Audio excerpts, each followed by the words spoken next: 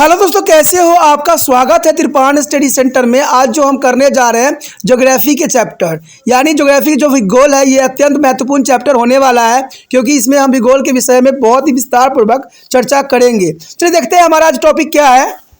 Types of weathering. There is a most important topic arrive a types of weathering. You know that? What is the types of weathering here? We can recognize the three types of weathering: the physical weatherings, chemical weathering, and biotic weathering. There is the most important here: physical weathering and chemical weathering and biotic weathering. The first here, physical weathering. There is the most important here: physical weathering. What is the physical weathering here? When the rock are broken up into a smaller fragment without any chemical change in there is the compositions, and it is called physical weathering. What is the physical weathering here? When the rock are broken up into the small fragment without any chemical change in their composition, it's called physical weathering. You know that? The term is a mechanical of weathering is also used of physical weathering. There is a term mechanical weathering is also used by the physical weathering. Physical weathering can take place in a different way in different types of area. The physical weathering take place in a different way in a different types of area. There is has been expanded here with example. Let us show their example. The first is a block disintegration. There is the most important example: block disintegrations. We all know that is a successive heating and cooling cause expansions and contraction of the rock. You know that as a cooling and heating, there is a change of the weather. Directly, suddenly of the cooling and suddenly is a heating. There is a cause of the expansion and the contraction of the rock. In a hot or desert region, day temperature are very high, while the night are very cold. There is example of Rajasthan. There is a temperature is a very high and night is very cold. There is a high range of temperature cause of is a successive expansion and contraction of the rock which tend to the enlarge this joint. Finally, the rock is disintegrate into small block.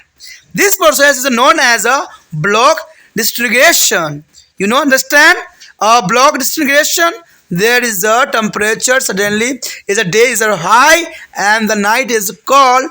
The rock head is the breakdown in a small block. There is process here a block disintegration. They show the diagrams. The block disintegration is the most important. Joint are the open both by front action, expansion, and the contraction for the rock. You show that and the see now. The next here, exfoliation. There is a exfoliation is most important here. The rock are generally poor conductor of heat. The rock are generally poor conductors of heat. As a result of intense of heating, the outer layer of the rock expand rapidly, while their inner layers of remain almost unaffected by heat. Due to the successive expansion and contraction, the outer layer of the rock is subsequently filled of the form of main marks of the rock in form of concentric cell. The peelings of rock is a layer by this process is very similar to the peelings of successive layer of onions, and this process is called exfoliation. What do you mean to exfoliation here? The peelings of rock in a layer by this process is a very similar to the peeling of successive layer of onion, and this process is called exfoliation. The almost all the rounded form of dolorated block of rock in their Sanbalam and district of Bihar are due to the process. The granite domes of the Mahaballipurams and particularly is a Krishna Kal Raju and was near Jabalpur, and the Madan Mahal hill as good example for the explanation. There is a most important example here is a Mahabalipuram is particularly is a Krishna Ka Laddu. There is a most important here nearby the Jabalpur on the Madan Mahal hill are good example for this process. Here the show the peelings of the layer of the rock. There is the most important here, a large bubble showing to the break up and the exfoliation processing. And section is a view of the sum. There is the most important here, a diagram show this. The next here is the first action. There is the most important, one of the most important physical weathering process is called climates in the first action. The alternate is the freezing and the melting of water inside the joint of the rock split them into the fragment. And this is because a conservation of the water into the ice increasing the volume of water by 10%. In cold region, rock are disintegrated into the small particle through the process, and it is called frost action. There is the most important here of first action.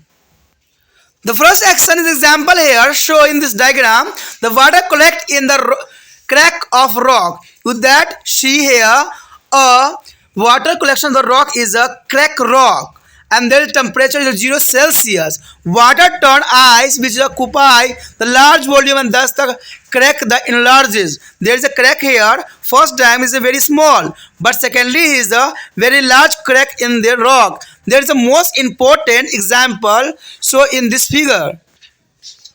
Their main point arrive here are disintegration of rock into small fragment without any change in their chemical composition is called mechanical weathering.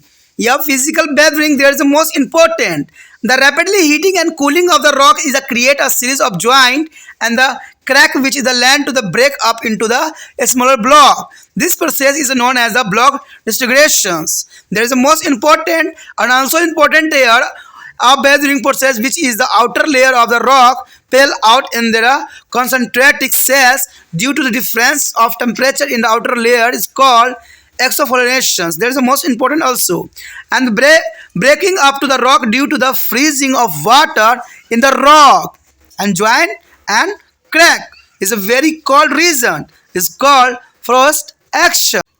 यहाँ पर जो हमारे समक्ष अत्यंत महत्वपूर्ण topic आ गया है अपक्ष के प्रकार यानी टाइप्स ऑफ वेदरिंग। बहुत इंपॉर्टेंट बात यहाँ पर आता है कि टाइप्स ऑफ वेदरिंग यानी अपक्ष के प्रकार कौन कौन से हो सकते हैं। देखिए दोस्तों, यहाँ पर अपक्ष के प्रकार जो हैं 3 तरह से दर्शाए गए हैं, भौतिक अपक्षय, रासायनिक अपक्षय और जैविक अपक्षय। इसका अर्थ यही हुआ ना, physical weatherings, chemical weathering and biotic weathering. तो ये बहुत इंपॉर्टेंट है और इसके विषय में हम चर्चा भी करेंगे, लेकिन हम सबसे पहले देखते हैं हमारा भौतिक अपक्षय यानी फिजिकल वेदरिंग क्या है। यहाँ पर जैसे कि आ गया है भौतिक अपक्षय, तो देखिए भौतिक अपक्षय होती क्या है, थोड़ा ध्यान से समझने की कोशिश करना। जब शैल अपने संगठन में बिना किसी रासायनिक परिवर्तन के छोटे छोटे टुकड़ों में टूट जाते हैं, इसे हम भौतिक अपक्षय कहते हैं। देखिए, जब शैल अपने संगठन में बिना किसी रासायनिक परिवर्तन के छोटे छोटे टुकड़ों में टूट जाते हैं, इसे हम भौतिक अपक्षय कहते हैं। और भौतिक अपक्षय अधिकतर शुष्क और ठंडी जलवायु वाले क्षेत्र में ही होता है। यानी अगर देखोगे तो फिजिकल वेदरिंग जो होती है अधिकतर शुष्क और ठंडी जलवायु वाले क्षेत्रों में होता है। अब शुष्क का मतलब होता है जहाँ गर्म हो और सडनली ठंडा हो जाए। जैसे आपने राजस्थान भी देखा होगा, वहाँ पर जो होता है दिन जो होती है बहुत ही गर्म होती है, लेकिन नाइट देखोगे तो बिल्कुल चिल्ली होती है। तो इसमें जो है टेम्परेचर बदलती उतरती रहती है। बात करें यहाँ भौतिक अपक्षय विभिन्न प्रकार के क्षेत्रों में अलग अलग ढंग से भी होता है और इसके कुछ उदाहरण जो है आपके समक्ष प्रस्तुत है। यहाँ पर जो हमारे समक्ष आ गया पिंड विच्छेदन। आखिर पिंड विच्छेदन होता क्या है? मैंने आपको पहले भी कहा था कि हिंदी के शब्द जो होते हैं बहुत कठिन होते हैं, तो आप कंफ्यूज हो जाइएगा कि पिंड विच्छेदन होती क्या है। अगर जनरली बात देखा जाए तो इसको जो है हम क्या कहते हैं, ब्लॉक डिसग्रेशन। ब्लॉक डिसग्रेशन इसे हम कहते हैं पिंड विच्छेदन हिंदी में। हम सभी जानते हैं कि गर्मी के कारण शैल फैलती है और सर्दियों के कारण सिकुड़ जाती है। ये जनरली बात है दोस्तों, बहुत इंपॉर्टेंट बात भी है कि अगर सर्दी पड़ती है तो कोई भी चीज़ जो होता है सर्दियों के कारण क्या होता है, सिकुड़ जाता है। यहाँ के हम लोग भी सिकुड़ जाते हैं और गर्मी रहता है तो हम लोग फैले हुए होते हैं। देखते हो हम लोग जैसे सर्दी पड़ता है हम लोग जो होता है हम कपड़ों के अंदर कैसे सिकुड़ से जाते हैं, लेकिन जैसे गर्मी होता है सारे कपड़े हम हटा देते हैं। ठीक है, हम एक दो कपड़े ही रखते हैं। तो ये बातें जो होता है जीव जंतु पेड़ पौधे सब चीज़ के लिए भी ये बात मान्यता रखता है। तो इवन रॉक के लिए भी यही बात होता है कि गर्मी कारण शेल जो होती है फैल जाती है, यानी चट्टानें जो होती है फैलती है, लेकिन जैसे सर्दी पड़ती है वो सिकुड़ सी जाती है। जब गर्म जो है मरुस्थलीय प्रदेशों में दिन में जब तापमान उच्च हो जाता है, आपको शायद पता भी हो कि जो अगर आप राजस्थान के साइड जाओगे ना तो दिन में इतनी गर्मी पड़ती है कि आप बर्दाश्त नहीं कर सकते, लेकिन इसके विपरीत रात जो होती है बहुत ही ठंडी होती है, बहुत ही ठंडी होती है। तो आप समझ सकते हो कि पत्थरों के टूटने में जो है यहाँ पर कितना जो है हेल्प हो सकता है।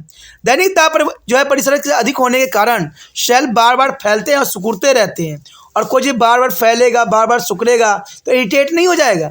आपको भी बार बार जो है वही बात बताऊं मैं तो आप इरिटेट नहीं हो जाओगे? तो इसके कारण क्या होता है कि ये सिकुड़ना और जो है फैलने, तो इसके उनके दरारें और जड़ें जो है चौड़े होते चले जाते हैं, अंत शेल जो है छोटे छोटे टुकड़ों में टूट जाते हैं, और इस प्रक्रिया को जो है हम पिंड विच्छेदन कहते हैं या ब्लॉक डिसइंटीग्रेशन कहते हैं। तो ये बहुत आसान है। अब चलिए देखते हैं डायग्राम में कैसे दर्शाया गया है। यहाँ पर अगर आप देखिएगा तो पिंड विच्छेदन यानी ब्लॉक डिसइंटीग्रेशन का जो है साफ एग्जाम्पल दिखाया गया है कि विच्छेदन के जो है निरंतर फैलने सिकुड़ने से शैलों के दरारें बढ़ते चले जाते हैं। यहाँ पर दरार आपको दिख रहा होगा, ये दरार जो है धीरे धीरे गर्मी के वजह से और सर्दी की वजह से जो है दरारें बढ़ती चली जाती है, और एक समय ऐसा आता है जब ये टूट के गिर जाती है, छोटे छोटे टुकड़े में कन्वर्ट हो जाती है। तो ये बहुत ही अच्छा एग्जाम्पल है यहाँ पर फिजिकल जो है वेदरिंग का। उसके पश्चात हमारे समक्ष जो आया है दूसरा पॉइंट, अपशल्कन। अपशल्कन का मतलब क्या होता है? अगर हम इंग्लिश में देखें तो इसका मतलब होता है एक्सीफोलेशन, ठीक है, एक्सीफोलेशन कहते हैं इसको, ठीक है। अगर इसकी बात हम देखें तो कहते हैं शेल सामान्यतः ताप की कुलचालक होता है। आपको पता ही होगा कि जो रॉक होते हैं टेम्परेचर के कुलचालक होते हैं। कुलचालक का मतलब होता है कि इसका मतलब ये टेम्परेचर को सहते अधिक नहीं है, ठीक है। शेल सामान्य ताप के जो है कुलचालक होते हैं, इसलिए यहाँ पर बहुत सामान्य बात आता है कि ये जो होता है एक तरह का इंसुलेटर का काम करता है, यानी कंडक्टर का काम नहीं करता है, ठीक है, इंसुलेटर काम करता है। शेल सामान्य ताप जो है इंसुलेटर होता है। अधिक गर्मी के कारण शैलों की बाहरी परतों में जल्दी फैल जाती है, यानी जैसे गर्मी पड़ती है फैल जाती है। जैसे मैंने भी बात किया कि जो है गर्मियों में हर चीज़ जो है फैल जाती है, लेकिन भीतरी परतें गर्मी से लगभग अप्रभावित रहता है। लेकिन अगर आपको पता हो ऊपर बेशक ही गर्म पड़ता है, बट अंदर जो आधुनिक पार्ट होती है उसमें गर्मी इतना नहीं होती है, तो वो अप्रभावित रह जाता है, और बार बार फैलने और सिकुड़ने से शैलों की बाहरी परतें शैल के कुछ भाग से अलग भी हो जाते हैं, टूट जाता है। इस प्रक्रिया में शैलों की परतें प्याज के छिलके की तरह ही उतरती चली जाती है। आपने देखा भी होगा कि प्याज के छिलके जो होते हैं गर्मी के कारण उतरते चले जाते हैं। तो ये जनरली आपके समक्ष एग्जाम्पल है, जो घरों में भी आप देख सकते हो। बिहार के जो है सीहोर जिले में जो है डेलोराइट शैलों के जो है गोलाकार पिंड का निर्माण इसी प्रक्रिया के द्वारा भी हुआ है। अगर बात करें महाबलीपुरम में जो है ग्रेनाइट के जो गुंबद विशेष रूप से कृष्ण की लड्डू तथा जबलपुर के जो है पास मदन महल की पहाड़ियों ग्रेनाइट के गुंबद अल्पशल्कन के सबसे अच्छे उदाहरण है। यानी ये जो है एक्सीफोलिकेशन का सबसे अच्छा एग्जाम्पल है कृष्ण का लड्डू, ठीक है, महाबलीपुरम में जो ग्रेनाइट गुंबद के पास बना हुआ है, और यहाँ पर जो है जबलपुर के पास ही बना हुआ है मदन महल, ठीक है, जहाँ पहाड़ियों ग्रेनाइट के गुंबद बनाया गया है, जो कि अपशल्कन के जो है सबसे अच्छा एग्जाम्पल के रूप में देख सकते हो। इसी प्रक्रिया का जो है यहाँ पर सबसे अच्छा एग्जाम्पल है डायग्राम के थ्रू कि शैलों की परतों का उतरना। देखिए, अपशल्य द्वारा चट्टानों की ऊपरी परत की जो है उतरना टूटना, तो ऊपरी परत का टूटना जैसे प्याज की तरह हम पहले भी चर्चा कर चुके हैं कि प्याज के जैसे छिलके उतरते रहते हैं सूख के, वैसे चट्टान भी सूख के जो है प्याज के छिलके की तरह उतरते रहते हैं। तो ये जो है शैल परतों की उतरना ही जो है इसको हम क्या कहते हैं, एक्सीफोलिकेशन कहते हैं, तो जो काफ़ी इंपॉर्टेंट भी है। उसके पश्चात हमारे समक्ष जो आता है तुषारी अपक्षय। तुषारी का मतलब होता है फोर्स्ड एक्शन, ठीक है दोस्तों, ये इंग्लिश में क्या कहते हैं इसको, फोर्स्ड एक्शन कहते हैं। बहुत ठंडे पर्वतीय प्रदेशों में शैलों की दरारें और जड़ों में जो है भरा जल बार बार जमता और पिघलता रहता है, बार बार जमता और पिघलता रहता है। इसे शैलों के टुकड़े टुकड़े हो जाते हैं। ऐसा इसलिए होता है कि जब पानी बर्फ के रूप में जम जाता है तो उसका आयतन 10% बढ़ जाता है, और आपको पता है ठंडे प्रदेशों में इस प्रक्रिया के द्वारा शैल छोटे टुकड़े और कणों में बिखर जाती है, जिसे हम तुषारी अपक्षय कहते हैं। इसका अर्थ हुआ कि अगर मान लीजिए जैसे कि मान एक पत्थर है, पत्थर में क्या हुआ, दरार पड़ गया, ठीक है, दरार पड़ गया और उसमें पानी भर गया, बरसात हुई, पानी भर गया, लेकिन क्या हुआ, टेम्परेचर चेंज होने के कारण क्या हुआ, वही पानी जो है जम गया। आपको पता है कि पानी जो होता है लिक्विड फॉर्म में होता है तो उसका आयतन अधिक नहीं रहता, लेकिन जैसे वो जमता है उसकी आयतन थोड़ी बढ़ जाती है और थोड़ा सा बढ़ेगी, थोड़ा सा जो पत्थरों में आपस में दरार को जो है और बढ़ा देगी, और जैसे दरार बढ़ेगी वो क्या हो जाएगा, टूट जाएगा। तो इसी को हम फोर्स्ड एक्शन कहते हैं। जैसे कि एग्जाम्पल में भी यहाँ दिखाया गया है, डायग्राम के थ्रू भी समझाने की कोशिश किया गया है। देखिए इस डायग्राम से आपको क्लियर हो जाएगा तो सारी अपक्षय के बारे में। यहाँ पहले डायग्राम आप जो दिख रहा है आपको, उसमें देखिए छोटा सा दरार पड़ा हुआ है, इसमें क्या भरा हुआ है, पानी भरा हुआ है। दो यहाँ पर आपको दिख रहा होगा, छोटा और एक बड़ा, दोनों में पानी भरा हुआ है। लेकिन जैसे ये 0 सेल्सियस तापमान पर पड़ गया तो ये बर्फ़ के रूप में कन्वर्ट हो गया, और जैसे बर्फ़ के रूप में कन्वर्ट हुआ ये दरारें और फटने लग गई, और फटने से क्या हुआ, चट्टान धराशायी हो गया, और धराशायी होकर क्या हो गया, ये छोटे छोटे कणों में कन्वर्ट हो गया। यहाँ पर जो हमारे समक्ष आया अत्यंत महत्वपूर्ण इन्हीं बातों का जो एक समरी टाइप है, जिसको आपको समझ लेना चाहिए कि हमने अभी तक क्या क्या समझने की कोशिश किया है। देखिए संगठन में रासायनिक परिवर्तन के बिना शैलों का छोटे छोटे टुकड़ों में टूटना ही भौतिक अपक्षय कहलाता है, ठीक है। उसके बाद है शैलों के जल्दी जल्दी फैलने और सिकुड़ने से उनमें जो जोर और दरारें पड़ जाती है, परिणाम स्वरूप छोटे छोटे जो है पिंडों में टूट जाती है। यह प्रक्रिया पिंड विच्छेदन कहलाती है, यानी इसे हम क्या कहते हैं, पिंड विच्छेदन कहलाता है, यानी ब्लॉक डिसइंटीग्रेशन कहलाता है।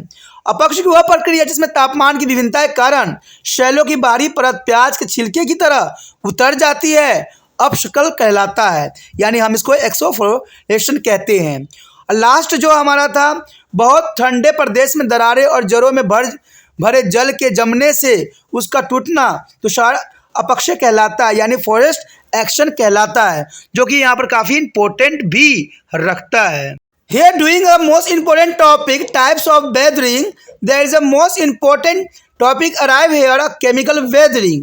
There is a part of types of weathering, there is a second part of chemical weathering, the chemical change in the rock through the formation of new compound, of formation of new substance called chemical weathering. You know that? Chemical change in the rock through the formation of new compound or formation of new substance is called chemical weathering. Chemical process include oxidation, hydrolysis and acid solution. There is a most important here three types: oxidation, hydrolysis and acid solution. Decomposition of the rock by chemical process with the help of water and atmospheric gas is called chemical weathering. There is a most important here: decomposition of rock by chemical processes and with the help of water and atmospheric gas is called chemical weathering. The chemical weathering involve four major processes. The first here, oxidation. What do you mean to oxidation? You learn to the science chapter oxidation in 10th class. There is oxidation. This is a process which atmospheric oxygen reaction with the rock to be produce oxidized. The process is called oxidation. You know that? Repeat here. This is a process in which atmospheric oxygen react with the rock to be produce oxidized, and this processing is called oxidation. The greatest impact of this process is absorbed on a ferrous mineral, and the oxygen present on humid air react with the iron grain in the rock to form of yellow or red oxides of iron, and this is called rusting of the iron. The rust is a decomposed rock completely with the passage of a time. There is a most important. And next here, carbonation. There is a carbonation important for the chemical weathering the part, and this is a process by which is the various types of carbonate are formed. There is the most important, the types of carbonate are formed here are carbonation processing, and some of this is a carbonate are soluble in water. There is a soluble in a water. For example, when the rainwater containing carbon dioxide pass through the previous limestone rock. There is the most important preview limestone rock. The rock is joined in the enlarged due to the action of carbonic acid.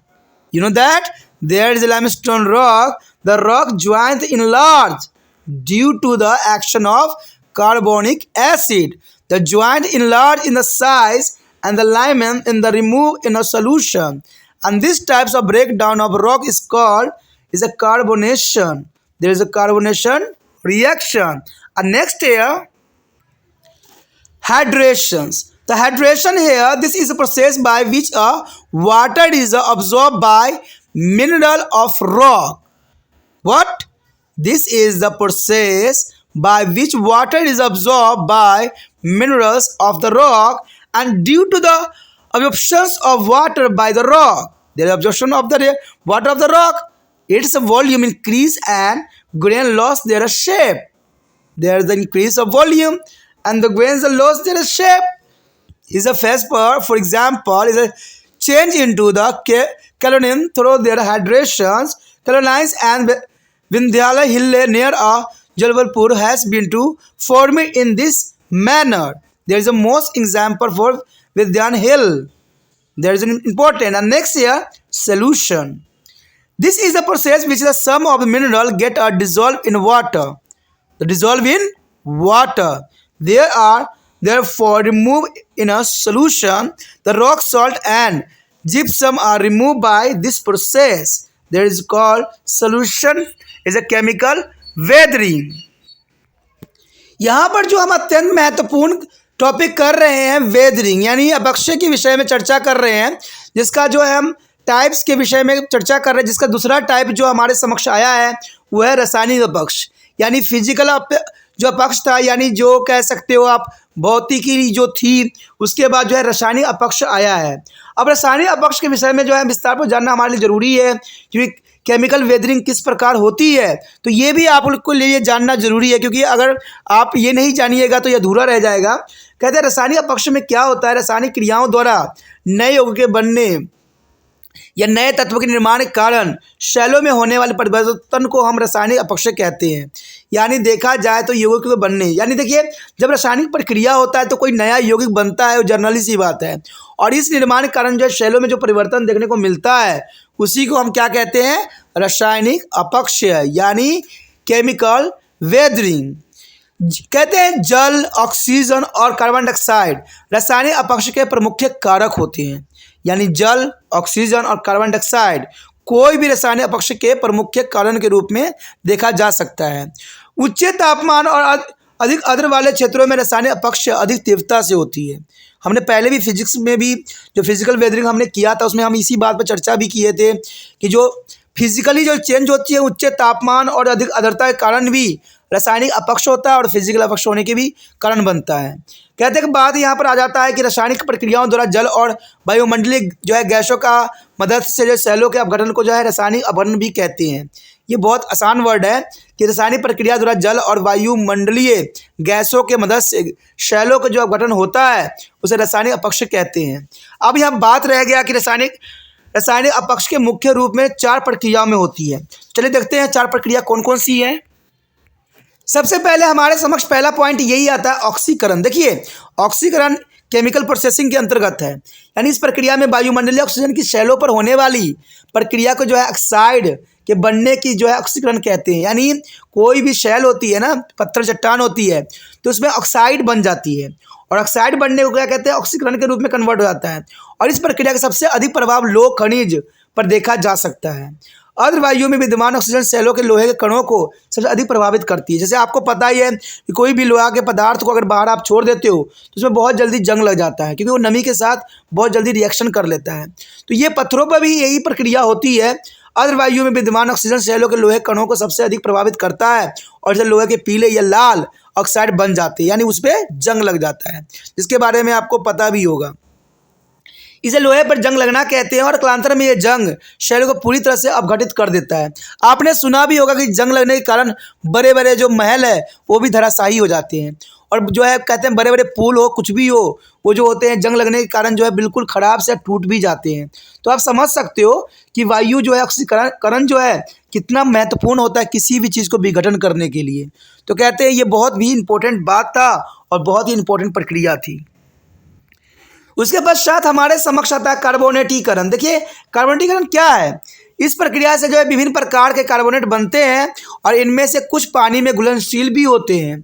उदाहरण के लिए जब carbon dioxide युक्त वर्षा का जल चूने की प्रवेश शैलों के होकर गुजरता है तो इस शैलों के जोड़े जो है कार्बनिक अम्ल की प्रक्रिया से काफ़ी चौड़ी हो जाती है और ये जो है धीरे धीरे इन जोड़ों की जो है चौड़ाई बढ़ती चली जाती है और ये चूना पानी में घुल कर बह जाती है और शैलों के इस प्रकार जो गठन को जो है कार्बोनेटीकरण कहते हैं। देखिए बहुत ज़रूरी बात यहाँ आया है कि ये धीरे धीरे चौड़ी होती चली जाती है और चौड़ी होने की वजह से क्या होता है, धीरे धीरे चौड़ाई बढ़ने की वजह से क्या होता है, ये दरारें बन जाती है और दरारें बनने से आप समझ सकते हो कि ये टूट जाती है। तो इसी को जो है हम कार्बोनेटीकरण अभिक्रिया कहते हैं और इससे सेल का जो है विघटित होना संभव होता है। उसके पश्चात हमारे समक्ष आता है जल योजन। देखिए जल योजन क्या है? इस प्रक्रिया से शैलों खनिज में जल अवशोषित हो जाते हैं, यानी जल जो है अब्जॉर्ब कर लेते हैं, ठीक है, और जल के अवशोषण से शैलों का आयतन बढ़ जाता है। जनरली सी बात है, कोई पत्थर है अगर वो सिंपल है तो उसमें क्या है भार नहीं होगा, लेकिन जैसे वो पानी पी लेता है तो उसकी भार बढ़ जाती है, ये आपने देखा भी होगा। कहते हैं आयतन बढ़ जाता है, इसकी कणों की आकृति भी बदल जाती है। और उदाहरण के लिए जल योजन के द्वारा जो है पेलस्पार नाम के खनिज कॉलिन्स मृदा में बदल जाता है। कहते हैं जबलपुर के निकट जो है विंध्याचल की पहाड़ी पर क्लोन मुद्रा का जो है निर्माण इसी प्रक्रिया द्वारा ही होता है। कहते हैं जल योजन भी जो होते हैं बहुत काफ़ी इंपॉर्टेंट होता है, क्योंकि जल की देखिए कोई भी चीज़ में अगर जल बढ़ जाएगा तो जनरल सी बात है उसकी आयतन बढ़ जाएगी और जब आयतन बढ़ेगी तो उसका टूटना जो है संभव हो जाता है, क्योंकि यह आसानी से टूट जाता है। उसके पश्चात हमारा रासायनिक अपघटन के जो है लास्ट टॉपिक है घोलन, यानी जो है सोल्यूशन। देखिए इस प्रक्रिया में कुछ खनिज पानी में घुल जाते हैं और वो पानी में घुल कर बह भी जाते हैं और सेंधिया नमक और जो है जिप्सम इसी प्रक्रिया द्वारा बहा लिए जाते हैं और इससे भी जो होता है काफ़ी रॉक को जो है काफ़ी प्रभावित होता है। बात यहाँ कर एक इम्पोर्टेंट बात की तो रासायनिक अपक्ष में ऑक्सीकरण, कार्बोनेटीकरण, जलयोजन और जो है घोलन की प्रक्रिया शामिल होती है, यानी इन्हीं चार प्रक्रियाओं के अंतर्गत जो है रासायनिक अपक्षय घूमता और इन्हीं कारण जो है सारे संभव भी हो पाता है। There is a types of weathering. There is a next topic here a biotic weathering. There is a most important biotic weathering. I have also done by the physical weathering, chemical weathering, and the next year biotic weathering. The biotic weathering is a carry out of the plant, animal, and the man. There is a three factor is the main of weathering in the biotics here. The first here of plants. The plants are contribute to the both is a mechanical and chemical weathering. The roots of the plant penetrate into the joint of the rock and they grow longer and thicker in the manner they exert a pressure on the rock and the rock joint are thereby enlarge and break into the smaller fragment. There is a most important here. Here show the diagram of effect of vegetation on the rock. There is a most important example show here. A rock is a plant in large correct joint to the rock in their show in the diagram and the soil joint and as the root is a grow into the joint the open up. There is a most important here a breakdown to the rock in a plant. The next here is a animal. There is a most important here of rovings animal like a earthworm, rat, rabbit, termites and the ant breaks down to the rock. This disintegrated rock can be easily to the eroded or removed by bin and etc. However, this animal break the soil and thus the assessed soil erosion. The role of earthworm and the termite is the special significance. According to the scientist, there is a possibility of the occurrence about 1,50,000 earthworm in occurs and they can convert to the 10 to 50 tons of the rock mainly into good soil and bearing into the surface. There is a most important here, the animal or the gathering, there is the most important. And the next here, the man is the most important. The human beings play a very important role in a weathering of various rock. The man breaks a large amount of rock in the course of their active, like agriculture, construction of the house, road, etc. And he cares for the mining of minerals. Thus, they help the weathering by breaking and beakings and the losing the rock. There is the most important here, and there is a most important fact, their point and arrive biotic as a like a plant, animal and man also contribute to the physical and chemical weathering. There is a most important point here. यहाँ पर जो हमारे समक्ष आया है जैव अपघट्य। देखिए, जैव अपघट्य वनस्पति, जीव जंतु और मनुष्य के द्वारा होता है।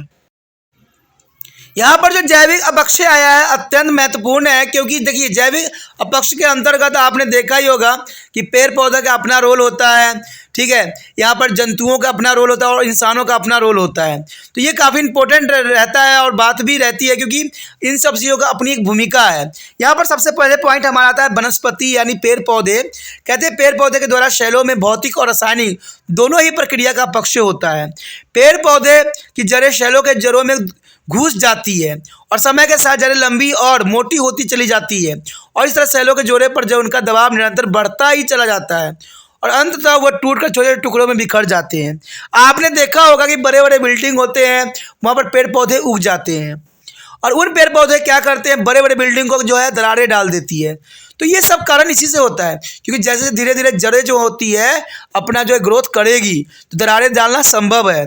ये आप अपने आसपास कहीं भी देख सकते हो, घर जो पुराने होंगे उनमें जो होगा कोई पेड़ पौधे जरूर निकले हुए होंगे और उस पेड़ पौधे के कारण क्या होगा, पूरे ईंट में जो है दरारें पड़ गई होगी। तो इसी प्रकार जो है यहाँ पर वनस्पति जो है इस तरह के शैलों को जो है बिखरने में अपना अत्यंत महत्वपूर्ण योगदान देती है। जैसे कि यहाँ पर जो है पिक्चर भी शो किया गया है। देखिए, जिस बात को मैं अभी चर्चा कर रहा था कि दीवारों में जो है कोई पेड़ पौधे उग जाते हैं, यहाँ पर भी दीवार बनाई गई है, पेड़ पौधे उगे हुए हैं और इनके जड़ें जो है धीरे धीरे उसमें दरार डाल रही है, ठीक है, यानी वृक्षों की जड़ें दरारें को चौड़ी करती चली जा रही है और जैसे जैसे वो उसकी जड़ें बढ़ती है उनकी दरारें जो है फैलती चली जाती है। तो अंत में क्या होगा, दरारें जो है टूट टूट के टुकड़े टुकड़े हो जाएंगे। तो इस तरह से जो है यहाँ पर वनस्पति की जो है शैलों पर काफ़ी प्रभाव डालते हैं। उसके पश्चात हमारे समक्ष है जीव जंतु यानी एनिमल कैसे करते हैं। देखिए, बिल बनाकर रहने वाले जीव जैसे केचुआ, चूहे, खरगोश, दीमक, चींटियां शैलों के जो है तोड़ फोड़ते रहते हैं। विघटित शैलों को आसानी से अब अपरिधित हो जाती है और पवने इन्हें जो है उड़ाकर ले भी जाती है। जानवरों के खुरों से जो है मिट्टी उखड़ जाती है और इससे मृदा अपरदन की तेजी हो जाती है। केचुआ और दीमक का कार्य विशेष रूप से महत्वपूर्ण होता है। वैज्ञानिक के अनुसार 1 एकड़ भूमि में 1.5 लाख केचुए हो सकते हैं और ये एक वर्ष में जो है 10 से 15 टन शैलों को जो है उपजाऊ मृदा में बदल कर धरातल पर ला सकते हैं। देखिए, केचुआ जो है काफ़ी इंपॉर्टेंट रोल निभाता है, क्योंकि ये जो होती है इंपॉर्टेंट मिट्टी को जो है ऊपर लेके आती है और कहते हैं मिट्टी को जो उपजाऊ देने में जो है इन जो है कीड़े मकोड़े का जो है अपना अत्यंत महत्वपूर्ण स्थान होता है। चाहे चूहा भी देखिए खोद देता है तो वो क्या हो जाता है, वहाँ पर मिट्टी ढीला पड़ जाता है और किसी कारण बस कोई पत्थर होगा तो लुढ़क जाएगा, टूट जाएगा, ठीक है। केचुआ का भी अपना स्थान होता है, खरगोश, दीमक, ये सारे के सारे जो होते हैं इस तरह के जो है उपजाऊ मिट्टी बदलने में काफ़ी इंपॉर्टेंट भूमिका अदा करते हैं और इस बात को साइंस ने भी माना है। उसके पश्चात हमारे समक्ष आता है मनुष्य। देखिए, विभिन्न प्रकार के शैलों के अपक्षय मनुष्य का बहुत बड़ा हाथ है। आपको तो पता ही होगा कि कुछ हो चाहे ना हो, मनुष्य ने तो हर चीज़ को जो है तहस नहस कर दिया है। कृषि, भवन, सड़क निर्माण जैसे अनेक क्रियाकलापों के द्वारा मनुष्य ने शैलों की काफ़ी तोड़फोड़ करता है और मनुष्य की खनन प्रक्रिया के द्वारा शैल कमज़ोर होकर ढीले पड़ते चले जा रहे हैं और अंततः ये टूट फूट जाते हैं, क्योंकि इंसानों की इतनी गतिविधियां होती है तो टूटना, तो शैलों का टूटना जो है एक स्वाभाविक बात है। अगर हम बात करें यहाँ पर एक फैक्ट की तो कहते हैं पेड़ पौधे, जीव जंतु और मनुष्य जैसे जैविक कारक और भौतिक और रासायनिक दोनों ही जो है प्रकार अपक्षय के सबसे बड़े कारण बनते हैं। The next topic is the most important here of weathering and soil. That is the most important here, weathering and soil. We have studied the process of weathering and have learned how to different types of land feature and produce a area of different types of climate through this is a process. Weathering also play an important role in the formation of soil, which is the provides a basis for the agriculture and world as a food supply. Mechanical weathering and the surface raw and disintegrate the rock of the converted it into a fine powder. And these small particles are deposited in a layer with the help of the water. Biotic weathering is a produce of humus and the organic matter is formed through their action of plant, animal, which help in the formation of soil. The various process of weathering help the giving a different color and property of soil. यहाँ पर जो हमारे समक्ष है अपक्ष और मृदा। देखिए अपक्ष जिसके विषय में हम बहुत विस्तार पर चर्चा भी किए हैं, कहते हैं अपक्ष की प्रक्रियाओं के विषय में पढ़कर हम यह जान गए हैं अब कि इनके द्वारा विभिन्न प्रकार की जो है स्थलकृति का निर्माण होती है। मृदा निर्माण में अपक्ष की भूमिका जो है अत्यंत महत्वपूर्ण रहती है और मृदा कृषि का आधार है। ठीक है, कहते हैं अगर मिट्टी अच्छी होती है तो कृषि भी बहुत अच्छी होती है, इसलिए किसानों के लिए मिट्टी उपजाऊ होना कहते हैं बहुत ही इम्पोर्टेंट रहता है। कृषि से सारे संसार को भोजन मिलता है और कृषि ही जो है हमारा देश भी आश्रित है। कहते हैं अगर बात देखा जाए यहाँ पर भौतिक अपक्ष जो है धरातलीय शैलों को विघटित करते हैं, यानी भौतिक अपक्ष जो होते हैं वो धरातलीय शैलों को विघटित करके उन्हें जो है बारीक चूड़ों में बदल देते हैं और जल इन छोटे छोटे शैल कणों को जो है परतों के रूप में जो है बिछा देता है। जैविक अपक्ष से ह्यूमस बनती है। ह्यूमस जो होती है बहुत काफ़ी इंपॉर्टेंट होती है कृषि करने के लिए और ये जैव पदार्थ पेड़ पौधों और जीव जंतुओं को क्रियाकलापों से बनाता है जो मृदा के निर्माण में सहायता भी करता है। अपक्ष के विभिन्न क्रियाकलापों के द्वारा विभिन्न रंग और गुणों वाले मिट्टी जो मृदाओं का निर्माण होता है। तभी देखते हो कि भारत में डिफरेंट एरिया में डिफरेंट तरह के जो है सोइल पाया जाता है यानी मिट्टियाँ मिलती है। तो ये बहुत बड़ी विशेषता जो है इनकी चट्टानों के कारण ही संभव हो पाया है। शैलों के विघटन के अलावा अपक्ष का मृदा निर्माण में महत्वपूर्ण योगदान रहता है और ये काफ़ी इंपॉर्टेंट भी रहता है। दोस्तों इसी के साथ हमारा ये टॉपिक जो है ख़त्म हो जाता है। आगे जो है हमारा डिग्रेडेशन हो गया, सॉइल फॉर्मेशन हो गया, ठीक है, तो बहुत इंपॉर्टेंट जो है टॉपिक हमारा आने वाला है। तो अब इसी तरह जो है त्रिपाण सेंटर को लाइक शेयर सब्सक्राइब करते रहिए। इसमें से दो बातें अत्यंत महत्वपूर्ण रहता है। पहला ये कि जितना हो सके इस वीडियो को जो है दूसरे बच्चे तक पहुंचाने में आपने त्रिपाण सेंटर का हेल्प करना है, जो कि बहुत ज़रूरी है। इससे दूसरे बच्चों का भी हेल्प हो जाएगा, भलाई हो जाएगा। और दूसरी बात यह है कि अगर पहली बार आप वीडियो देख रहे थे तो आपको चैनल सब्सक्राइब करके रखना ही आपके हित में रहेगा। ठीक है, अगर चैनल सब्सक्राइब नहीं कीजिएगा तो आप त्रिपाण नर्सरी सेंटर का जो है फ़ायदा नहीं उठा पाइएगा। ठीक है, आप ये सोचिएगा कि त्रिपाण नर्सरी सेंटर को जो है बाद में रिसर्च करके दोबारा प्राप्त कर लूँगा, तो शायद आपको ये संभव भी ना हो, क्योंकि कोई भी टॉपिक को अगर आप रिसर्च कीजिएगा तो उसमें जो है बहुत चेंजेस देखने को मिलेगा। पहले वो वीडियो आएंगे जो पहले यूट्यूब पर मौजूद है। अगर आप त्रिपाण नर्सरी सेंटर आपको अच्छा लगता है तो आप जो इसको सब्सक्राइब कर लेने में ही आपको फ़ायदा है, क्योंकि इससे आपको होम पेज मिल जाएगा और होम पेज पे आपको पता ही कि सभी वीडियो उपलब्ध होते हैं। तो आप सोचिएगा कि मैं इसको ढूंढूंगा कैसे, तो आपको ये पता होना चाहिए कि त्रिपाण सेंटर ने हर एक विषय को जो है एक सीरीज़ वाइज ही बनाया है। अगर आपके सिलेबस के सीरीज़ वाइज मिल जाते हैं तो वहाँ पर आपके रिगार्डिंग जितने भी जरूरी वीडियो होंगे वो प्राप्त हो जाएंगे। तो आप उस वीडियो को देख के, समझ के, सोच के अच्छे अंक प्राप्त कर सकते हो।